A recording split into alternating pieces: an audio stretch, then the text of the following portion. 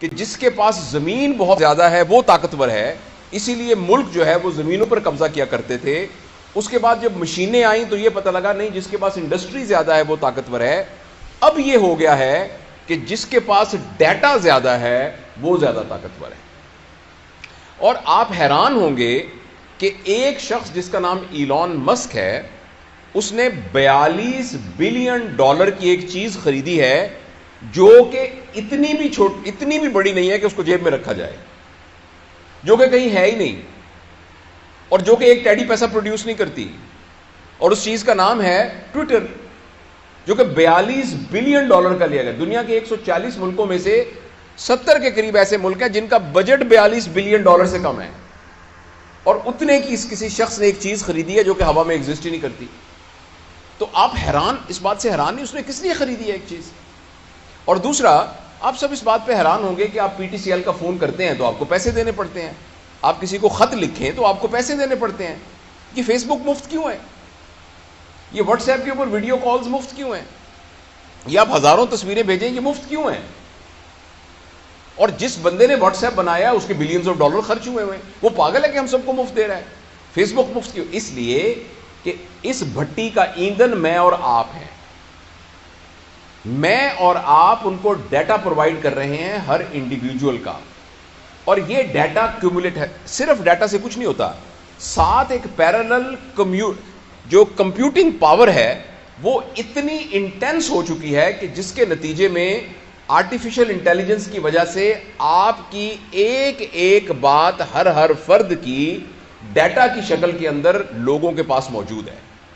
اور جس کے پاس ڈیٹا زیادہ ہے اب وہ اس دنیا کو رول کرے گا. گوگل نام کی ایک کمپنی دنیا کے بہت زیادہ ملکوں سے زیادہ امیر ہے، اور گوگل کوئی ایک ٹچ بٹن، ایک سوئی، ایک دھاگا نہیں بناتی. پھر وہ دنیا کی کیوں امیر کمپنی ہے؟ اس لیے کہ اس کے پاس سب کچھ ڈیٹا ہے. لہٰذا پہلے جب انسان ایک ڈیوائن گائیڈنس کے ذریعے اپنی زندگی گزارتا تھا، پھر اس کے ذہن میں آیا کہ جو مجھے اچھا لگتا ہے میں نے ویسے زندگی گزارنی ہے. ابھی کچھ عرصے کے بعد ہمارے ہاتھ سے یہ پاور جانے والی ہے. اب الگوریدمز ڈیسائیڈ کریں گے کہ ہم نے کیا کرنا ہے. میں ملتان میں رہا ہوں بہت عرصہ، میں ابھی بھی ملتان میں جاتا ہوں تو مجھے گوگل میپ کھولنا پڑتا ہے، ورنہ میں وہاں پہنچ نہیں سکتا. اسی طریقے سے کچھ عرصے کے بعد آپ نے کیا کھانا ہے اس کا فیصلہ فوڈ پانڈا کرے گا. آپ نے کون سی کتاب پڑھنی ہے اس کا فیصلہ Amazon کرے گا. اسی طرح آپ نے کس پارٹی کو ووٹ دینا ہے اس کا فیصلہ کوئی گوگل پالیٹکس فار ایگزامپل وہ کرے گا. اگر آپ مجھے اجازت دیں کہ آپ نے کون سا کیریئر اختیار کرنا ہے، آپ نے کس لڑکی کے ساتھ شادی کرنی ہے، آپ نے کس ملک میں سیٹل ہونا ہے. اچھا، اور کیوں؟ اس لیے کہ اس سے پہلے آپ کو جاننے کی ذمہ داری آپ کی اپنی تھی، اور ہر شخص کی اپنی ذمہ داری تھی کہ وہ اپنے آپ کو جانے اور اپنے لیے جو بہتر ہے اس کا فیصلہ کر سکے. لیکن اب آپ کے اور میرے ساتھ کمپٹیشن ہے الگوریدمز کا اور ڈیٹا کا، اور اس الگوریدم اور اس ڈیٹا کے مقابلے میں یہ ہم سے جیت جائے گا. آپ نے جب فیس بک کھول کر آپ کی آنکھیں کی پیوپل ڈائلیٹ ہوئی تھی یا سکڑی تھی، آپ نے کون سی سائٹس پر زیادہ ہٹ کیا، کون سا رنگ آتا ہے تو جس کی وجہ سے آپ کے چہرے پر آپ کے جو فیشل ایکسپریشنز ہیں وہ بہتر ہوتے ہیں، کن لوگوں کے اشتہار دیکھ کر آپ کو خوشی ہوتی ہے، کون سی سائٹس کو دیکھ کر آپ کو کیا ہوتا ہے، یہ سارا کا سارا انڈیویجول کا، اور جس کے نتیجے میں پھر ایک کنٹینیوس الگوریدم کے طور پر یہ تمام چیزیں ڈیٹا سٹور ہو گیا ہے. اس سٹور ہونے سے ہم سب کے ساتھ اب مقابلہ ہے الگوریدمز کا. الگوریدم کھڑا ہو کے بتا سکتا ہے کہ آپ اپنی صحت کے بارے میں صحیح فیصلہ نہیں کر سکتے، میں آپ کی صحت کے بارے میں صحیح فیصلہ کر سکتا ہوں. مجھے پتہ ہے آپ کے کھانے کا پیٹرن کیا ہے، کیونکہ ابھی کچھ لوگوں نے تصویریں جب کھانا اگر کھائیں گے تو کر کے فیس بک پہ لگا دی ہوں گی. آپ بالکل یہ مت سمجھیے کہ آپ نے آئس کریم کھاتے ہوئے جب تصویر کھنچوائی تھی وہ تصویر کچھ نہیں ہے، وہ تصویر ایک بٹ آف جگزا پزل ہے جس نے آپ کو ہیک کرنے والی اس پکچر کے اندر وہ موجود ہے. آپ نے کہا کہ میں آج فلانی جگہ پر دوستوں کے پاس پہنچ گیا، وہ ایک ایک چیز کمپیوٹنگ پروسیس میں سے گزر کے آرٹیفیشل انٹیلیجنس کے ذریعے سے الگوریدم کی شکل میں موجود ہے.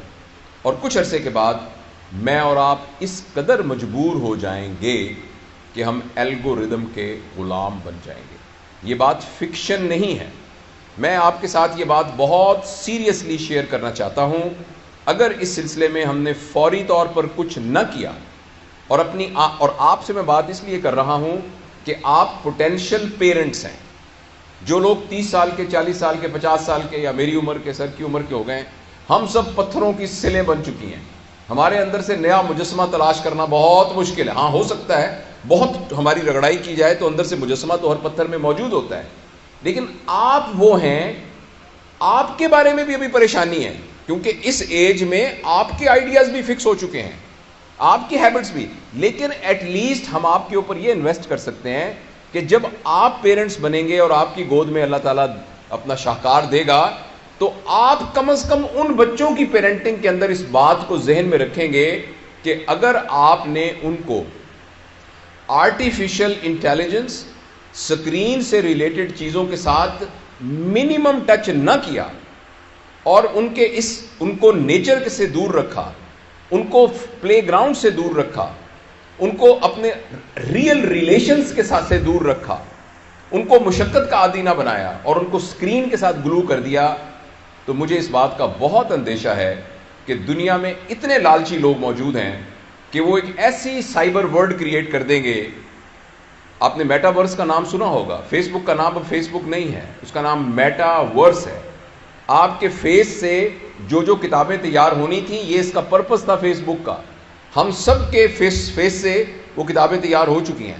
اب ایک نئی دنیا بن رہی ہے جس کا نام میٹا ورس ہے. میں نے اپنے چینل میں اس کے بارے میں تفصیل سے بات کی ہے.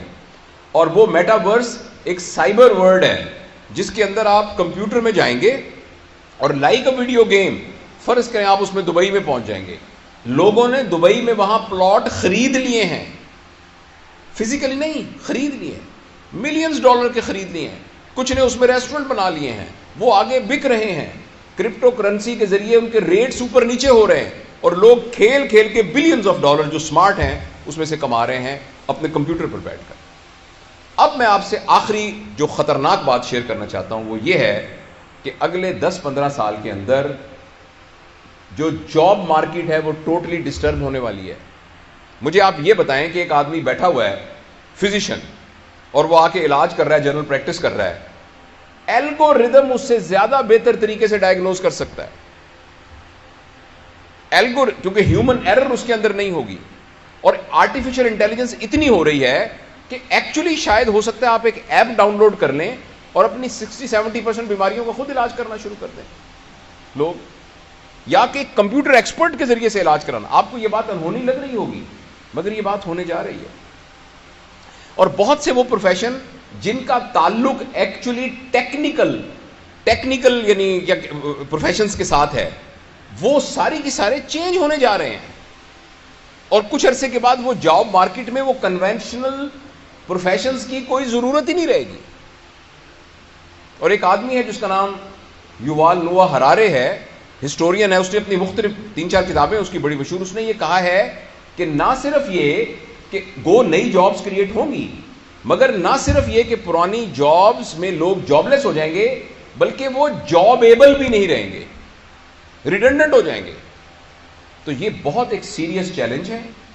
مجھے اور آپ کو اس سیریس چیلنج کے لیے تیار ہونا پڑے گا. اور یہ ہماری آنکھوں کے سامنے، آپ میں سے پتہ نہیں کتنے لوگ ہیں اگر اپنے دل میں جھانک کے دیکھیں تو ہم میں سے 80-90% اسکرین ایڈکٹس ہیں. تھوڑی دیر کے بعد اگر یوں کر کے موبائل نہیں کریں گے تو ہمیں دل میں خودبود ہونی شروع ہو جائے گی، ہمیں ڈوپامین کی ڈیفیشنسی فیل ہونی شروع ہو جائے گی. اور یہ اسکرین ایڈکشن بڑھتی جا رہی ہے.